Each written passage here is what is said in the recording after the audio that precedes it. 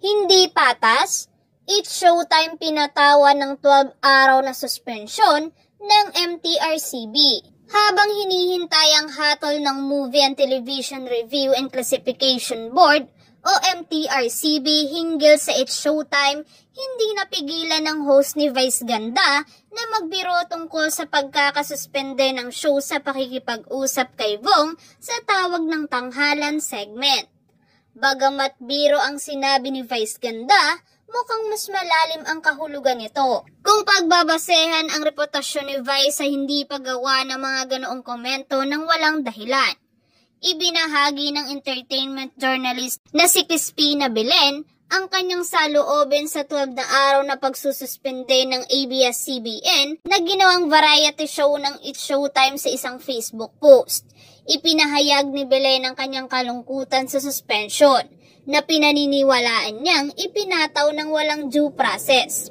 Ang pagsuspende ay iniugnay umano sa isang insidenteng kinasasangkutan ni na Vice Ganda at Ayon Perez sa isa sa mga episode ng palabas. Itinuring ng ilang manonood na hindi naaangkop ang kanilang mga aksyon, lalo na sa presensya ng mga minor de edad. Ang insidente ang nagtulak sa MTRCB na ipatawag ang otorisadong kinatawan ng palabas para sa isang pandinig. Kinestyon ng mga taga-suporta ng It's Showtime ang pagiging patas ng desisyon ng MTRCB.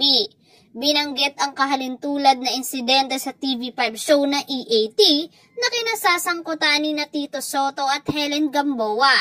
Nagtalo sila na ang parehong mga insidente ay dapat na pantay na tratuhin.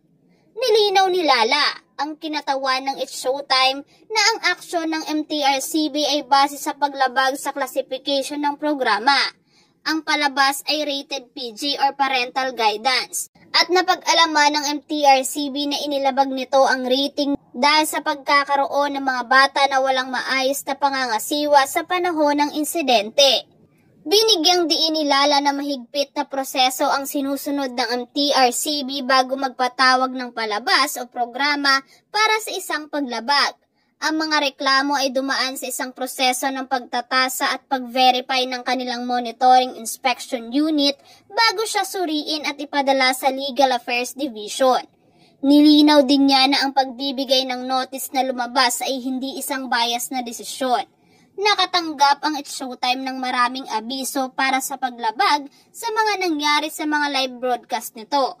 Inamin ni Lala na naiintindihan niya kung saan nanggagaling ang mga taga-suporta ng palabas, habang ipinagtatanggol nila ang programa. Gayunpaman, idiniin niya na ang MTRCB ay may pananagutan na panindigan ang mga alituntunin nito.